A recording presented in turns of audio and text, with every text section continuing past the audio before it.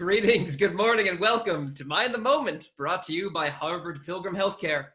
This, my friends, is our coffee house in the cloud, a place where we invite amazing mindfulness instructors to talk with us about what mindfulness means to them and what it can mean for you. We'll be practicing together and giving you a chance to let us know what's on your mind. Now it's November 24th, 2020, here in the United States. We are just 2 days away from Thanksgiving. This year's Thanksgiving is gearing up to be one like no other, and yet, even if your plans this year look a little bit different or a lot different, either from what your plans looked like last year or how you hope they will look next year, Thanksgiving can still prove a fertile opportunity to explore that most simply complicated of human endeavors, eating.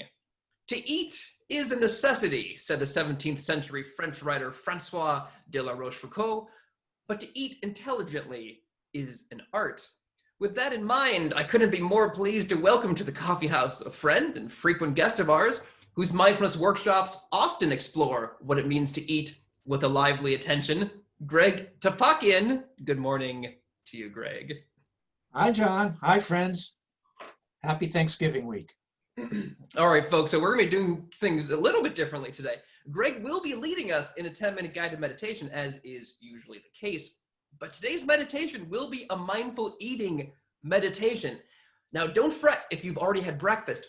What we'll be asking you to eat as a part of this exercise will be best classified as a morsel. Greg, if I may ask, what do you recommend as the ideal particle of food for this particular exercise that we'll be doing together? Small little morsel of food, something real on the healthy side and something that you like. It could be 2 or 3 raisins. It could be a dried apricot. I have a dried apricot right here. It could be a piece of fresh fruit. Could be a piece of cheese. Could be some nuts. So something like that. Not a big deal. Not a lot. Something that would be 1 or 2 mouthfuls. All right. So this is very embarrassing because I have forgotten to get my raisin. But so here's what I'm going to do, and this will be a teaching tool while I show you what we're going to ask you to do, which is go to your kitchen or your pantry or your desk drawer or wherever it is you need to get get the food item of your choosing. And while I do that and you do that, Greg, if I may ask you to just say a few words about what got you interested in mindful eating, and I'll be right back. Love to. So many of you are off to the kitchen right now, but mindful eating, I mean, if we think about our mindfulness practice, it's really about not just how can we be good meditators when we're sitting on a meditation cushion, but what it's really about is how can we be more awake and more aware when we're engaged in the ordinary activities of life. That's the end game for mindfulness, to be more awake for the ordinary activities of life. And what could be more ordinary than eating, right? We need to eat. It's not like we can go cold turkey on eating. We need to eat. But what activity has more potential for strong emotions and also such great rewards, right? I mean, eating can be so pleasurable. So how can we help ourselves be more present to really enjoy what life has to offer in that moment? But also, for many of us, for so many moments, so many emotions, so many sensations and thoughts and feelings, how can we be more in touch with that so we really learn how to navigate? I love that quote that John began with about to eat with intelligence is really an art form. Very, very true. And so that's what really brought me to it. It's an ordinary activity, and the potential for learning is just so great. Okay, thank you, Greg. Thank you for that. Okay, so hopefully folks have now, like myself, now have the chance to have a piece of food in the palm of your hand or thereabouts. I have some raisins for myself. Now, we're grateful, as always, that you've chosen this time to be with us and with each other this morning. And I hope that you find this mindful eating exercise to be as interesting and frankly as provocative and persuasive as I do. So Greg, maybe I can kick off the exercise, the actual exercise, with a question to you. So I was reflecting on a quote from Agatha Christie, who said, when engaged in eating, the brain should be the servant of the stomach. When we're eating mindfully, is it the brain that's in charge, or is it the stomach that's in charge? Are they working together, or is something else running the show? Well, very, very good question, John. And I'll answer it by sharing an experience that I often have with my wife if we're both home working. And it's getting to be around lunchtime, and I'm upstairs, she's downstairs, and I'll yell down, I'm getting a little, I'm getting a little hungry. Do you want to eat lunch now? And what she'll say to me is, what time is it? And I get that. We all do. We all smile at it, because in her mind, if it's 11 o'clock, no, she can't be hungry yet. She hasn't earned it. But if it's 1 o'clock, oh, yes, I'm definitely hungry. Well, let me tell you, mindful eating is not about that, because that's all about the mind telling us what we should be doing regarding food. Mindful eating is really about attending to the physical sensations of the body, letting the body tell us if we're hungry, and if we're hungry, whether it's physiological hunger or whether it's emotional hunger, right? And we all know the difference between the two. Sometimes we don't know until after we've eaten. But no, mindful eating is really about taking the cues from the body and being tuned into those. I mean, in fact, when people teach mindful eating now, I'm thinking about a couple of apps that I'm thinking about. The formal meditation that they really rely upon almost exclusively is the body scan, and not even so much mindfulness of breathing, to really get people tuned into paying attention to the body. Okay, well, Greg, my mouth is watering looking at these raisins. Let's get into it. Okay. If I may turn it over to you to lead us in. Okay. So I'll invite folks to get into a comfortable position for themselves. Probably most of us are sitting on a chair, but whether you're sitting on a chair or a couch or a meditation cushion or even standing, posture doesn't matter so much as it does, are you tuned into the body right now? Are you noticing sensations in the body as you make micro adjustments to your posture? And we're looking for that balance between relaxation and effort, and being in touch with what's happening in this body and mind in the present moment. Okay, so here's the spirit of this exercise. The spirit of it is, let's make believe each one of us is on a different planet. And someone has given to you this morsel of food that you've brought into the room for you to engage in this practice. Someone has given you this something or other, and they've asked you to find out as much about it as possible. I mean, just to let you know, they've also told you that it's safe. Okay, so we can take that off the table, that it's dangerous to touch or smell or eat or anything like that. So it's safe. But what can we find out about it? And the way we're going to find out about it is accessing all of our senses to do so. So what I'm going to ask you to do now is to put that morsel, whatever it is, if there's 2 or 3 sub-morsels in the morsel, to maybe put one of them in the palm of your hand, and to close the eyes. And the first sense that we're going to tap into is the sense of touch. So what does that morsel feel like in the palm of your hand? Not something we're thinking about, we're actually feeling. Is it heavy? Is it light? Is it sticky? Is it dry?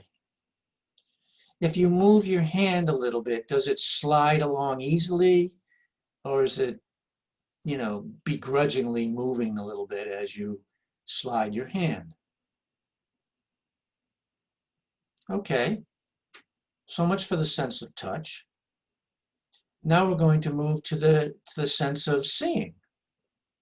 So I'll invite you to open your eyes and to look at the morsel.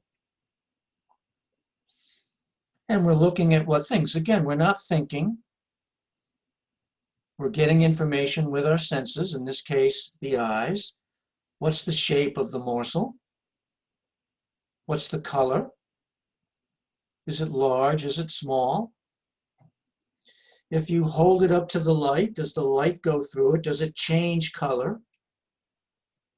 Okay, very interesting. Anything else the eyes can detect? You're letting the mind register as you find out about this object. Next sense organ, smelling. So now I'll invite you to pick up the morsel and bring it to the nose. Oh, okay. Is there an aroma there that the nose detects? Do you enjoy it? Is it a strong one? Is it a sweet smell? Is it an off-putting smell? Again, there are no right or wrong answers to have, but it is about noticing smell. Okay, next sense organ, hearing. I'll invite you to put it up to your ear. Now, if you're hearing something, I'm not going to report you to anybody, but the truth is, depending on what your morsel is, if you just pop some popcorn, maybe you would be hearing something. Okay, most of us probably no sound right now, but just a notice. Okay, the next sense organ. In mindfulness practice, often the mind is considered the sixth sense. So how is the mind engaged right now? What thoughts are running through your mind as you're engaged in this experiment? It might be like, all this work just for one little small raisin? When is this guy going to let us eat?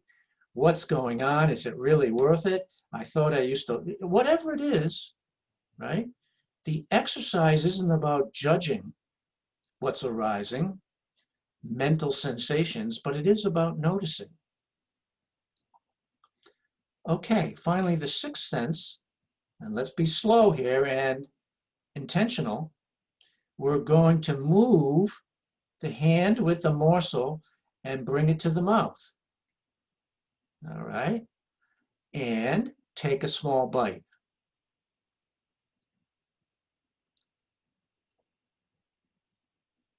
We're not chewing so much yet as we are letting it rest on our tongue, sloshing it around, seeing if there's any beginnings of a sense of taste, feeling the texture of the object, moving it up into the roof of the mouth, the back sides of the teeth, and then finally, yes, maybe taking some bites.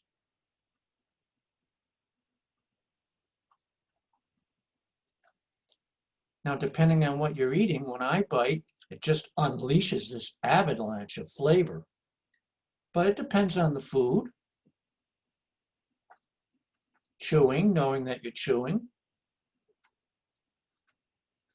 And when you're ready, and with intention, choosing when to swallow. So it's a choice.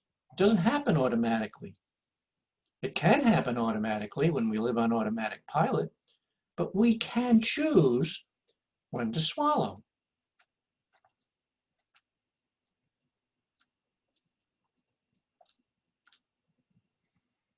Okay, we bring it to our mouth again. Perhaps there's a second bite left for you. Let it rest on the tongue, feeling the sensations all through your mouth, and then to engage in chewing.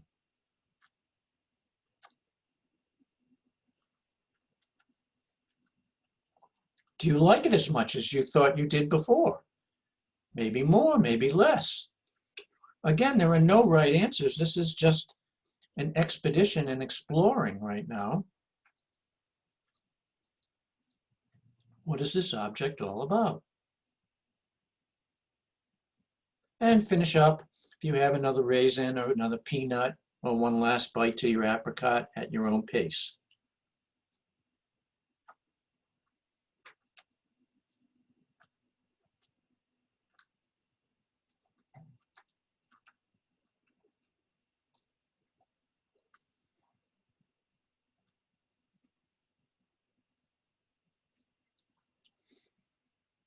And often upon completion, I invite people just to check in.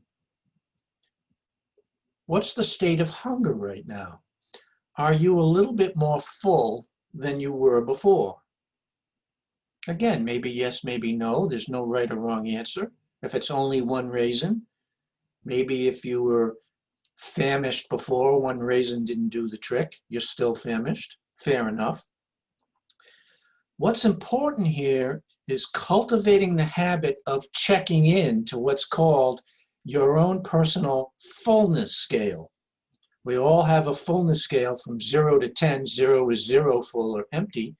10 is totally full, maybe even bloated, okay? And what this practice is about is just checking in periodically during the day, in the middle of a meal. Okay, what's my fullness scale right now? Do I have to go all the way to an 11 before I stop? Can I experiment with stopping at a 7 or an 8? All food for thought, so to speak, all experiments in life. So I'll invite you now just to close your eyes for a second. Breathe. Attending to sensations in the body, lingering tastes in the mouth. And I'll count backwards from 3, and when I get to 1, I'll invite you to reopen your eyes and come back to the room. 3, 2, 1. So, Greg, what I find so interesting about this sort of exercise is at first it appears to be very different from, let's say, breath meditation, where you're concentrating on your breath. But the more I think about it, the more I realize it's very similar. Like when you're doing breath meditation, if you're doing it at, let's say, kind of an advanced level, maybe you're trying to imagine or feel the breath just at your nostril. It's like the finest feeling of the breath.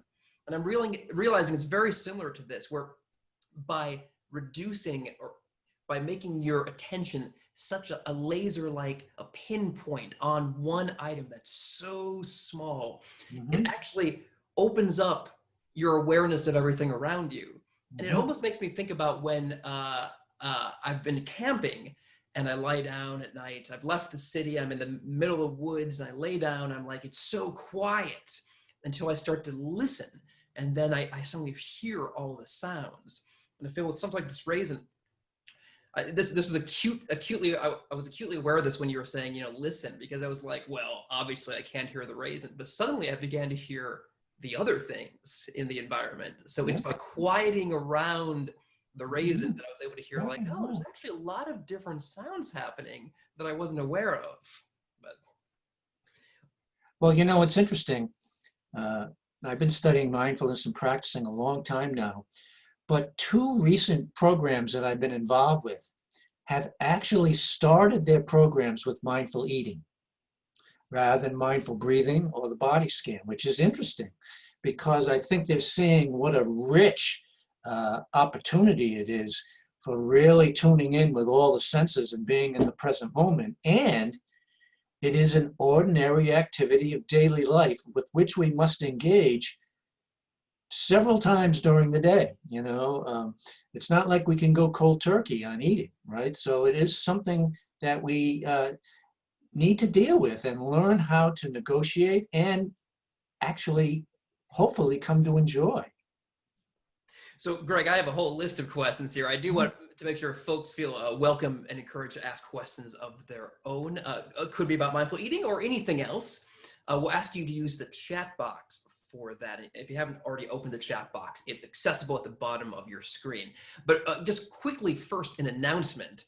We're always trying to improve not only these sessions, but all of the free and virtual wellness sessions which Harvard Pilgrim offers to the public. And so we'd love to get your thoughts on what we've been doing right and where we might make improvements. So I'm going to drop a link in the chat box to a survey, which we'd love to have you fill out. Give me 1 second while I do that.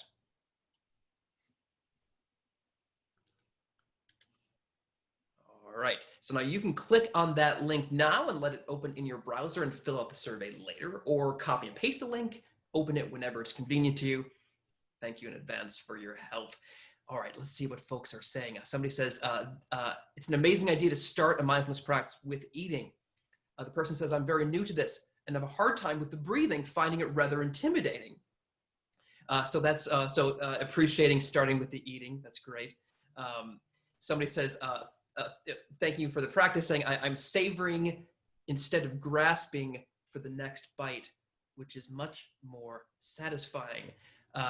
Great. So, all right. So please keep the comments and questions coming. So Greg, let me ask you, I'm going to ask you just really, to me, what is the most simple question about this is, to folks outside the mindfulness community, eating, as we were practicing eating a moment ago, might seem, and certainly might look, completely bonkers, right? So is there any way you can do this sort of exercise around other people and not look really strange doing it?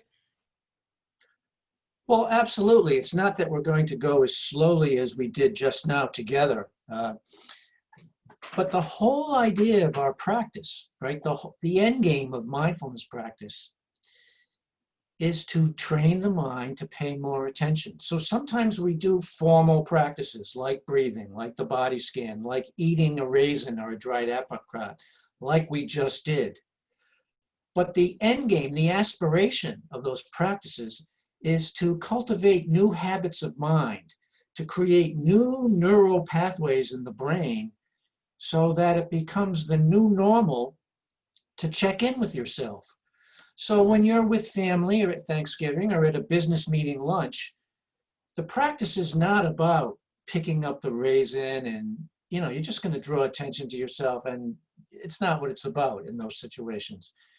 But if we've been practicing these formal practices, and like eating the raisin that we just did, then what we're doing is making the mind more used to checking in. So while you're with family and the rush of noise and all the food, or at a business meeting, which might be fun, but you might also be a little tense, the mind is accustomed to checking in and asking questions like, well, how hungry am I right now? Am I at a 0? Am I at a 1 or a 2 on my fullness scale? Am I eating because I'm nervous? Am I eating because I'm physiologically hungry? These are things we can do without drawing attention to us. And we do them naturally. It just spontaneously arises when we practice them. In other words, it becomes the new normal for the mind to begin to check in. And we can easily do that in meetings with people and just have it seem natural. We're sitting there and, okay, what am I feeling now? How full am I? What foods am I really drawn to? What's going on? Do I need to pay attention to people around me? Which ones?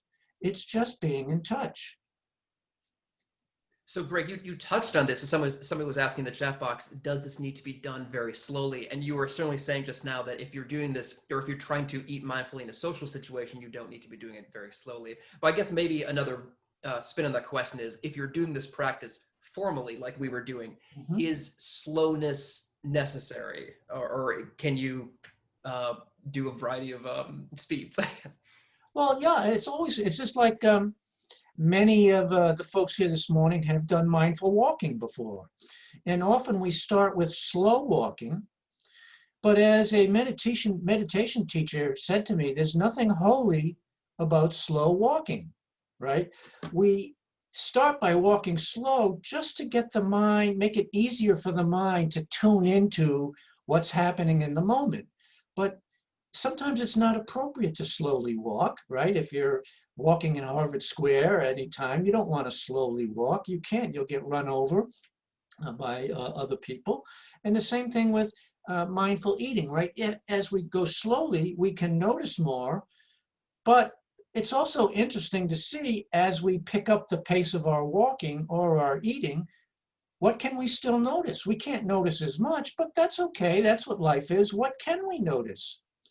We can still probably notice how hungry am I, right? Am I at 5? Am I at 3? Am I at 7? We can check in. Is it my emotions that are driving me? And there are, if we had more time, tools that we can use to help us differentiate between emotional and physiological hunger. But we don't have to be going slowly to use those tools. Well, actually, Greg, maybe we should get a little bit into that. But first let me just pick up on something you were saying a moment ago. So in researching this practice for this session, I came across a quote from Jon Kabat-Zinn. He was riffing on William Blake's assertion that one might see the world in a grain of sand and heaven in a wildflower. And Kabat-Zinn wrote, "You can see the entire world in one raisin. Hold the universe and all life in the palm of your hand. It becomes a source of nurturance on so many different levels. Energy and matter and life itself, enlivening and replenishing the body, heart, and the mind." End quote. And so it seems to me that what Kabat-Zinn is suggesting, and you're saying this as well, I believe, is that mindful eating is about more than eating. And so even if you're somebody who doesn't have issues with eating per se, this practice can still be useful. Is that correct? Yeah, absolutely. We don't practice mindful eating just for people who have issues with eating that need to be managed. I mean, it is true that we can practice mindful eating to reshape old habits that aren't working for us anymore. Definitely true. But remember, the end game for mindfulness is to help us be more awake in the present moment. And sometimes being more awake means being more awake for the pleasant things that are happening in our lives, to be there 100%. And I don't know about you, but eating can be quite pleasurable. And so how many times have we missed something that we really wanted to eat because, we got really involved in a conversation, or maybe our emotions got set off about something, and suddenly it's like, where'd it go? I've been looking forward to this, whatever it is, for so long, I missed it. Okay, so it's not just about managing issues or problems or challenges. It's when life presents something with the potential for pleasure. God knows it often presents something that's not so pleasurable, right? Can we be there for it, right? I mean, that's the potential joy in life, to really enjoy when there's bounty in front of us. Greg, I'm feeling that. I'm, as you know, I'm raising a 3-month-old child in the middle of a global pandemic. And so meal times are one of the really only exciting things that happen to me during the day. Yeah. So, somebody in the chat box wrote, the analogy that comes to mind is when we're doing a sport, learning a sport, like learning how to swing a tennis racket correctly or martial arts. You begin by doing it very deliberately and slowly to learn every aspect of the movement. And then with time, greater skill, the practice becomes faster and more developed. And anyway, so that's a wonderful analogy, I believe. Absolutely. Indeed.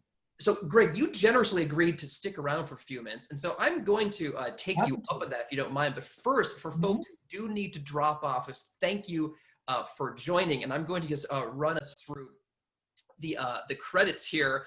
Let you know, first of all, that we will be with you live this Thursday, Thanksgiving Day, when Tara Healy and I will be talking about gratitude and how it can figure into your mindfulness practice. We'll be here every Tuesday and Thursday, 8:30 a.m. Eastern Time. No matter what's happening in the world, we'll be here to help you turn a mindful eye upon it. If you have any questions or comments for us in the meantime, please do send them to askmtm@harvardpilgrim.org, or feel free to leave me a voicemail at 617-509-7047. Now, if you're looking for a fast and easy way to add the links to these sections to your iCal or Outlook calendar, look no further than harvardpilgrim.org/livingwellatHome. And while you're there, take note of the many other free live and virtual wellness sessions which Harvard Pilgrim offers the public, including yoga classes, Zumba classes, and a variety of health and wellness webinars. Now, all of us face moments of pain in our lives, but how we deal with pain can make a huge difference in the quality of our lives. Please check out the free resources around mindfulness and pain management, which we're offering through a partnership with our friends at Mindful Magazine. Those resources can be found at mindful.org/pain. Facebook is the place to look for inspiring words and images from the likes of us. That's facebook.com/mindthemoment. And you can rewatch this session, older sessions, introductory sessions, and interviews which we conducted with leading mindfulness researchers on our YouTube page, youtube.com/mindthemoment. All right, so folks are asking if we're doing the same time on Thursday for Thanksgiving, 8:30 a.m., 8:30 a.m. Did I write 8 a.m. on that slide? Oh my goodness. I apologize if I did. I mentioned I have a 3-month-old child, right? Yes, okay, I apologize to folks who were watching a moment ago. If that slide said 8 a.m., it is 8:30 a.m. on Thursday with Tara. Apologies for any confusion there. All right, Greg. So I'm gonna keep you for a few more minutes because you have brought up, you dropped in some interesting stuff that I feel like I need to follow up on now. So first of all, this question of, okay, we don't eat mindfully in order to deal with issues around eating per se, but can we use mindful eating to deal with things like, well, weight management or anything like that? I mean, is that an appropriate use for mindful eating? Oh, absolutely. So just to be clear, mindful eating is not about losing weight. But that said, many people will lose weight as they practice and live mindful eating. Again, many people, and it could be about eating, could be about anything in life, right? We all rely on habits, and some of the habits that we have cultivated and followed for many years, when we first began them, they worked for us, they served us, and if we don't pay attention, we continue to act them out, even if maybe they're not really serving us anymore. And so, as we learn more about the world and living, it says, oh, geez, maybe these habits aren't working for me anymore. And what the brain science is telling us about reshaping habits, could be habits around eating, could be habits about how we work, could be habits about how we react to challenging situations in life. Whatever it is, what the brain science is telling us about reshaping habits is that it's not about gritting our teeth and accessing more willpower. What it is about is paying attention to the after effects of those behaviors. So if we're talking about eating, and suppose you have a habit of overeating, right? Many of us do, right? Okay. Or eating the wrong foods. What's being suggested to us is that the practice is about noticing when we do that, despite our best intentions and willpower, when we still do that because we're human beings, to notice how it feels in the body to overeat, to stuff yourself, to feel bloated, to feel sick, to feel like you have to go lie down, to feel embarrassed, whatever it is. And the thinking is, if we tap into the discomfort around that behavior and fully digest it, then the body-mind associates those uncomfortable feelings with that behavior. Now, let me say something very clearly.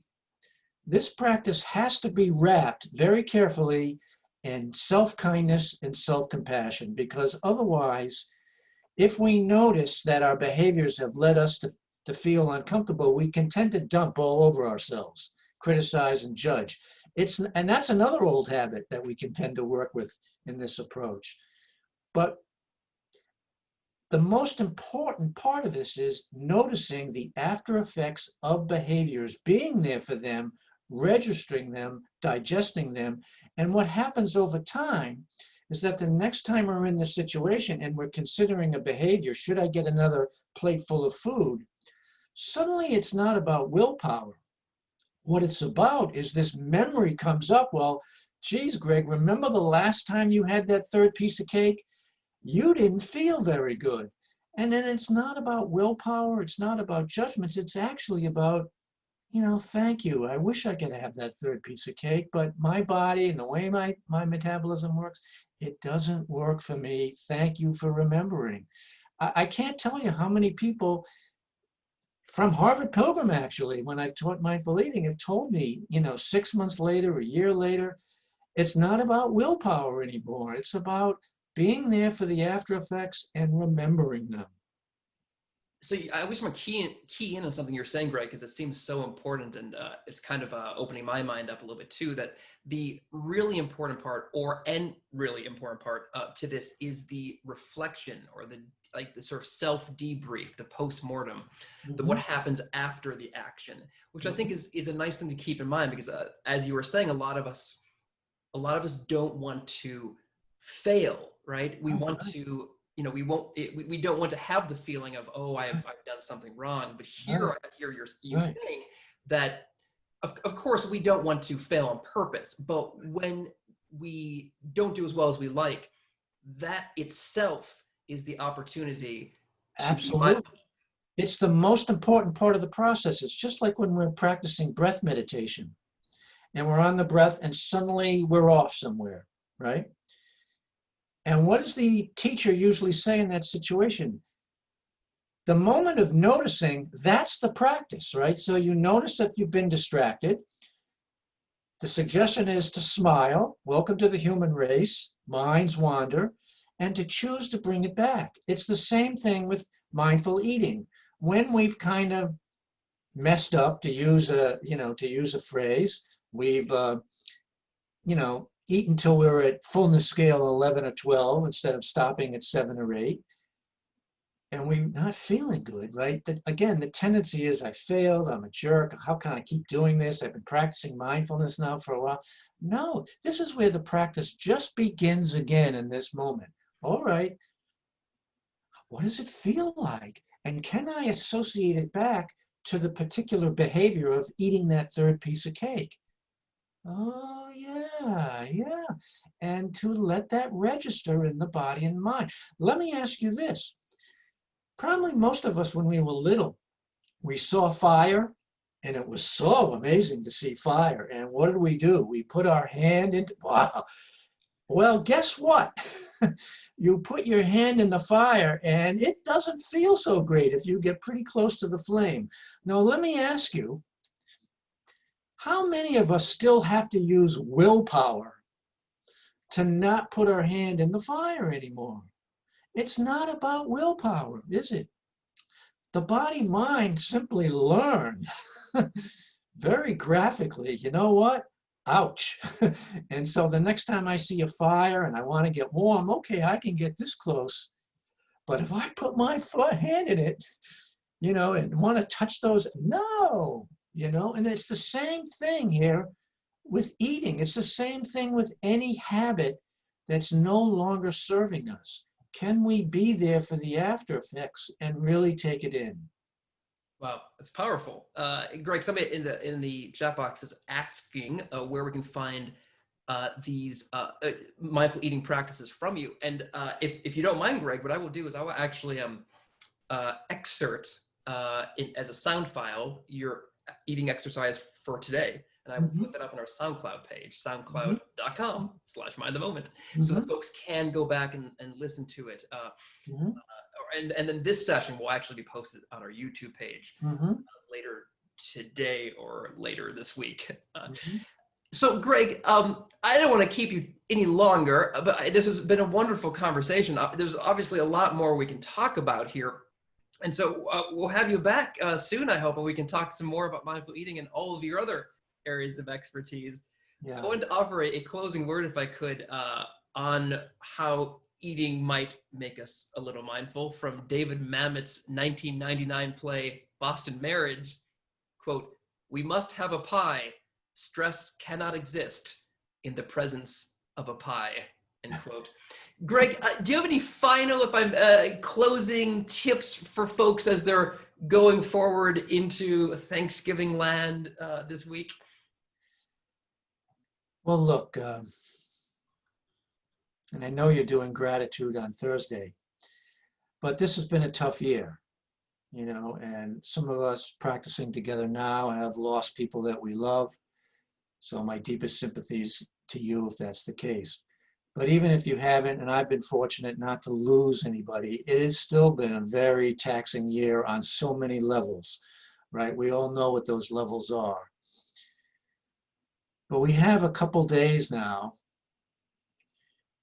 to sit back, and we're probably celebrating with fewer people, but I know for my family, we're doing a Zoom together at noon since we're not sharing it physically. But can we sit back in our practice and remind ourselves to give thanks, right? We're healthy enough to be here right now. We're healthy enough and we're lucky enough to have this food in front of us and to be around people that really mean a lot to us. Can we take that in? Can we be present for the bounty of life as well? Because gosh knows, we've been very present for the difficult parts, and it's been tiring and challenging and wearying, and let's be present for the good. As a Vietnamese monk, Thich Nhat Hanh said, life is more than just pain and suffering. Life is beauty as well, and it would be a shame to miss it. Thank you so much, Greg. Thank you for those words. Yeah. Thank you for your practice this morning. Thank you, everyone, for joining us. We will see you on Thursday, 8:30 a.m., Thanksgiving Day. Until then, have a great, momentous day, folks.